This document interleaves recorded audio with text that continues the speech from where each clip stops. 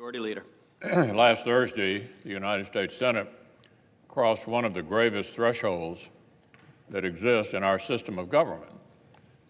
We began just the third presidential impeachment trial in American history. This is a unique responsibility which the framers of our Constitution knew that the Senate, and only the Senate, could handle. Our founders trusted the Senate to rise above short-term passions and factionalism. They trusted the Senate to soberly consider what has actually been proven and which outcome best serves the nation. That's a pretty high bar, Mr. President, and you might say that later today, this body will take our entrance exam.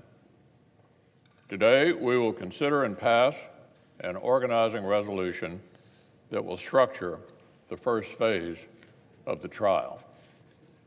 This initial step will offer an early signal to our country. Can the Senate still serve our founding purpose? Can we still put fairness, even-handedness, and historical precedent ahead of the partisan passions of the day? Today's vote will contain some answers. The organizing resolution we'll put forward already has the support of a majority of the Senate. That's because it sets up a structure that is fair, even-handed, and tracks closely with past precedents that were established unanimously. After pretrial business, the resolution establishes the four things that need to happen next. First, the Senate will hear an opening presentation from the House managers. Second, we will hear from the President's counsel. Third, senators will be able to seek further information by posing written questions to either side through the Chief Justice. And fourth, with all that information in hand, the Senate will consider whether we feel any additional evidence or witnesses are necessary to evaluate whether the House case has cleared or failed to clear the high bar of overcoming the presumption of innocence and undoing a democratic election. The Senate's fair process will draw a sharp contrast with the unfair and precedent-breaking inquiry that was carried on by the House of Representatives. The House broke with precedent by denying members of the Republican minority the same rights that Democrats had received when they were in the minority back in 1998. Here in the Senate, every single senator will have exactly the same rights and exactly the same ability to ask questions. The House broke with fairness by cutting President Trump's counsel out of their inquiry to an unprecedented degree. Here in the Senate, the President's lawyers will finally receive a level playing field with the House Democrats and will finally be able to present the President's case. Finally, some fairness. On every point, our straightforward resolution will bring the clarity and fairness that everyone deserves: the President of the United States, the House of Representatives, and the American people. This is the fair roadmap for our trial. We need it in place before we can move forward. So the Senate should prepare to remain in session today until we complete this resolution and adopt it. This basic four-part structure aligns with the first steps of the Clinton impeachment trial in 1999. 21 years ago, 100 senators agreed unanimously that this roadmap was the right way to begin the trial. All 100 senators agreed the proper time to consider the question of potential witnesses was after opening arguments and senators' questions. Now, some outside voices have been urging the Senate to break with precedent on this question.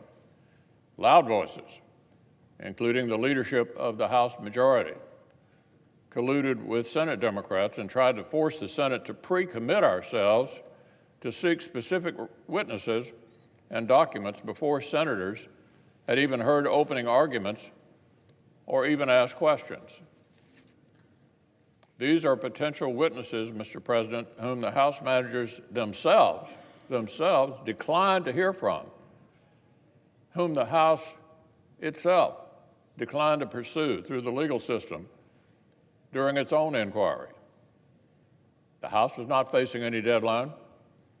They were free to run whatever investigation they wanted to run. If they wanted witnesses who would trigger legal battles over presidential privilege, they could have had those fights. But the chairman of the House Intelligence Committee and the chairman of the House Judiciary Committee decided not to. They decided their inquiry was finished and moved right ahead. The House chose not to pursue the same witnesses they apparently would now like the Senate to pre-commit to pursuing ourselves. As I've been saying for weeks, nobody will dictate Senate procedure to United States senators. A majority of us are committed to upholding the unanimous, bipartisan Clinton precedent against outside influences with respect to the proper timing of these mid-trial questions.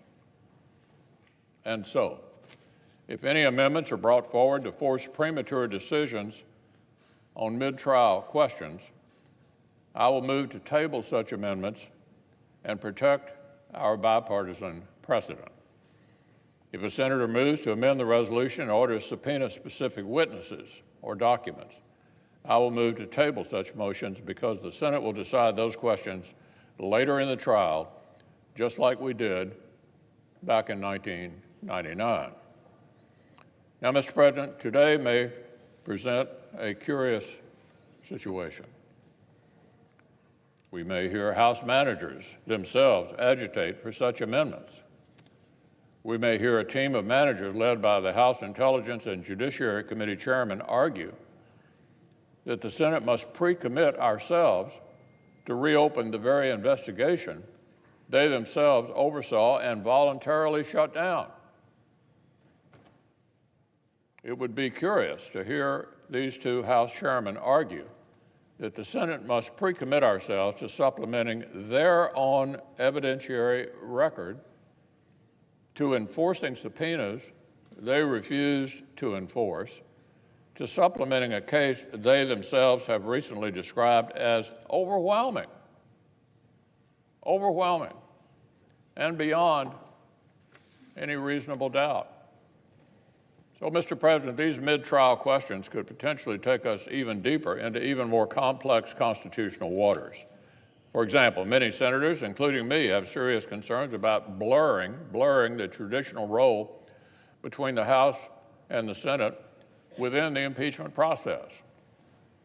The Constitution divides the power to impeach from the power to try. The first belongs solely to the House, and with the power to impeach comes the responsibility to investigate. The Senate agreeing to pick up and carry on the House's inadequate investigation would set a new precedent that could incentivize frequent and hasty impeachments from future House majorities. It could dramatically change the separation of powers between the House and the Senate if the Senate agrees we will conduct both the investigation and the trial of an impeachment. What's more, some of the proposed new witnesses include executive branch officials whose communications with the President and with other executive branch officials lie at the very core of the President's constitutional privilege. Pursuing those witnesses could indefinitely delay the Senate trial and draw our body into a protracted and complex legal fight over presidential privilege. Such litigation could potentially have permanent repercussions for the separation of powers and the institution of the presidency that senators would need to consider very, very carefully. So, Mr. President, the Senate is not about to rush into these weighty questions without discussion and without deliberation. without even hearing opening arguments first. There were good reasons why 100 out of 100 senators agreed 2 decades ago to cross these bridges when we came to them. That is what we will do this time as well. Fair is fair. The process was good enough for President Clinton, and basic fairness dictates it ought to be good enough for this president as well. So, the eyes are on the Senate. The country is watching to see if we can rise to the occasion. 21 years ago, 100 senators, including a number of us who sit in the chamber today, did just that. The body approved a fair, common-sense process to guide the beginning of a presidential impeachment trial.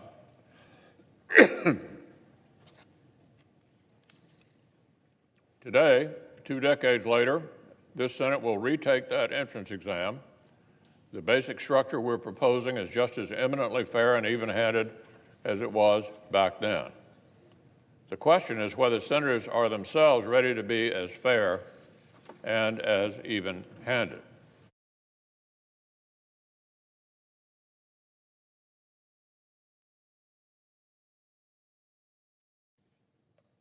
The Senate made a statement 21 years ago. We said that presidents of either party deserve basic justice and a fair process. A challenging political moment like today does not make such statements less necessary, but all the more necessary, in fact. So I would say to my colleagues across the aisle, there is no reason why the vote on this resolution ought to be remotely partisan. There's no reason other than base partisanship to say this particular president deserves a radically different rule book than what was good enough for a past president of your own party. So I would urge every single senator to support our fair resolution. I urge everyone to vote to uphold the Senate's unanimous bipartisan precedent of a fair process. President. Democratic leader. Now, before I begin, there has been well-founded concern that the additional security measures required for access to the galleries during the trial could cause reporters to miss some of the events on the Senate floor. I want to assure everyone in the press that I will vociferously oppose any attempt to begin the trial unless the reporters trying to enter the gallery are seated. The press is here to inform the American public about these pivotal events in our nation's history. We must make sure they are able to. Some may not want what happens here to be public. We do. Now, Mr. President, after the conclusion of my remarks, the Senate will proceed to the impeachment trial of President Donald John Trump for committing high crimes and misdemeanors. President Trump is accused of coercing a foreign leader into interfering in our elections to benefit himself and then doing everything in his power to cover it up. If proved, the president's actions are crimes against democracy itself. It's hard to imagine a greater subversion of our democracy than for powers outside our borders to determine the elections from within. For a foreign country to attempt such a thing on its own is bad enough. For an American president to deliberately solicit such a thing, to blackmail a foreign country with military assistance to help him win an election, is unimaginably worse. I can't imagine any other president doing this.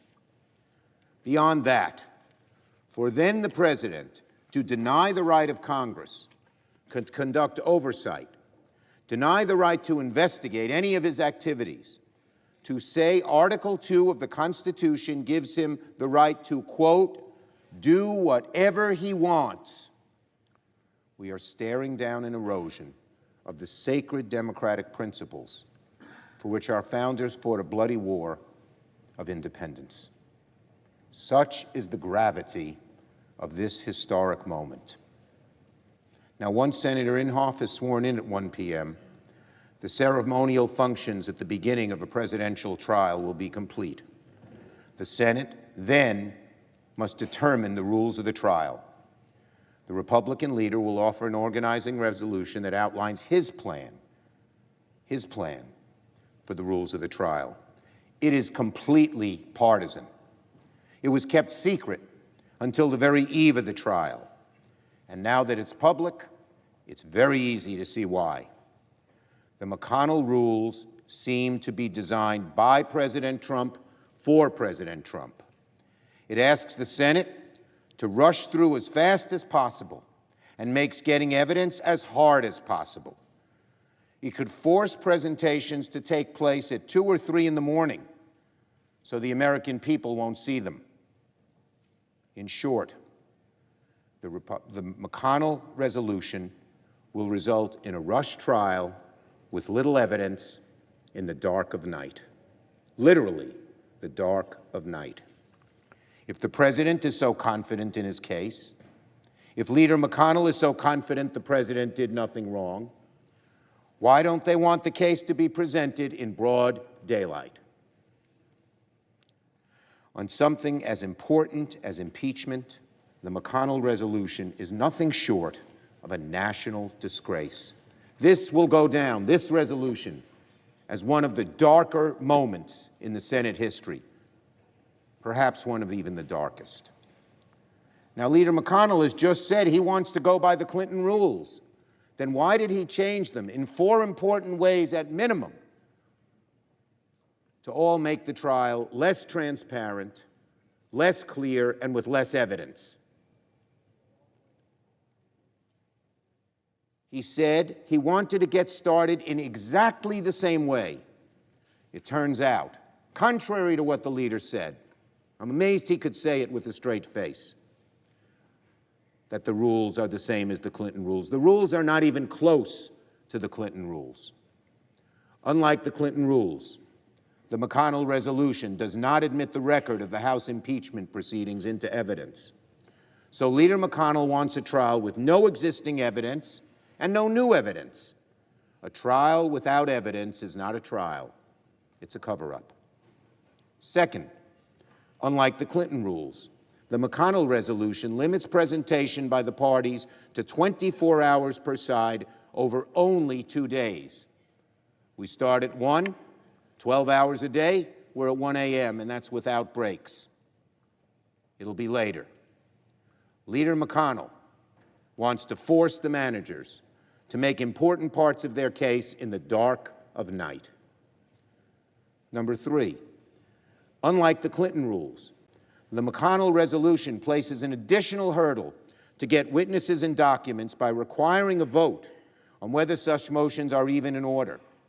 If that vote fails, then no motions to subpoena witnesses and documents will be in order. I don't want anyone on the other side to say, I'm going to vote no first on witnesses, but then later I'll determine it. If they vote for McConnell's resolution, they're making it far more difficult to vote in the future, later on in the trial. And finally, unlike the Clinton rules, the McConnell resolution allows a motion to dismiss at any time in the trial. So in short, contrary to what the leader has said, the McConnell rules are not at all like the Clinton rules. The Republican leader's resolution is based neither in precedent nor in principle. It is driven by partisanship and the politics of the moment.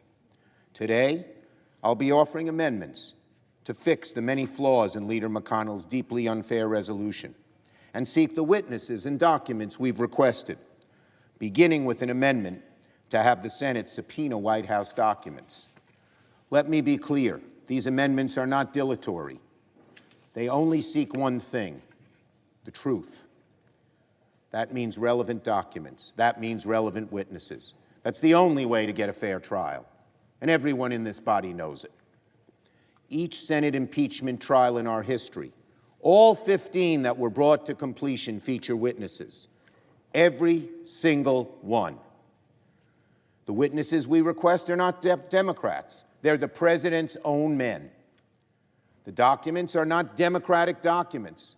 They're documents, period. We don't know if the evidence of the witnesses or the documents will be exculpatory to the president or incriminating. But we have an obligation, a solemn obligation, particularly now during this most deep and solemn part of our Constitution, to seek the truth and then let the chips fall where they may.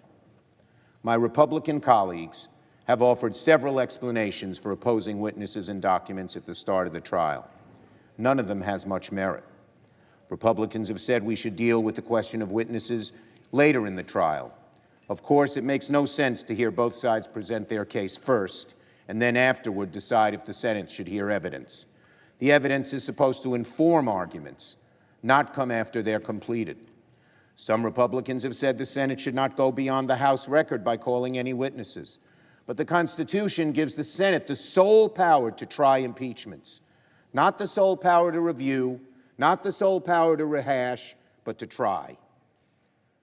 Republicans have called our request for witnesses and documents political. If seeking the truth is political, then the Republican Party is in serious trouble. The White House has said that the articles of impeachment are brazen and wrong. Well, if the president believes his impeachment is so brazen and wrong, why won't he show us why? Why is the president so insistent that no one come forward, that no documents be released? If the president's case is so weak that none of the president's men can defend him under oath, shame on him and those who allow it to happen. What is the president hiding? What are our Republican colleagues hiding? Because if they weren't afraid of the truth, they'd say, go right ahead, get at the truth, get witnesses, get documents. In fact, no point over the last few months have I heard a single solitary argument on the merits of why witnesses and documents should not be part of the trial. No Republican has explained why less evidence is better than more evidence. Nevertheless, Leader McConnell is poised to ask the Senate to begin the first impeachment trial of a president in history without witnesses, that rushes through the arguments as quickly as possible, that in ways both shameless and subtle will conceal the truth from the American people. Leader McConnell claimed that the House ran the most rushed, least thorough, and most unfair impeachment inquiry in modern history. The truth is, Leader McConnell is plotting the most rushed, least thorough, and most unfair impeachment trial in modern history. And it begins today.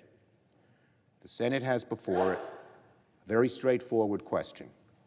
The president is accused of coercing a foreign power to interfere in our elections to help himself.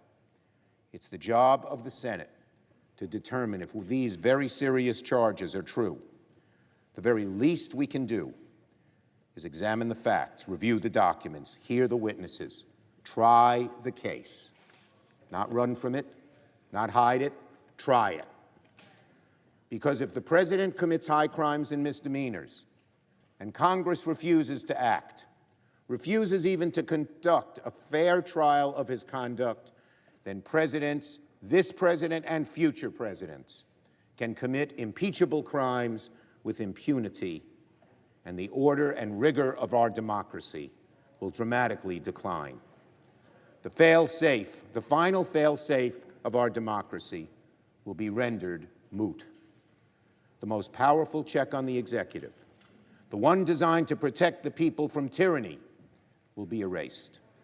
In short time, my colleagues, each of us will face a choice about whether to begin this trial in search of the truth or in service of the president's desire to cover it up. Whether the Senate will conduct a fair trial and a full airing of the facts, or a rush to a predetermined political outcome. My colleagues, the eyes of the nation, the eyes of history, the eyes of the Founding Fathers are upon us.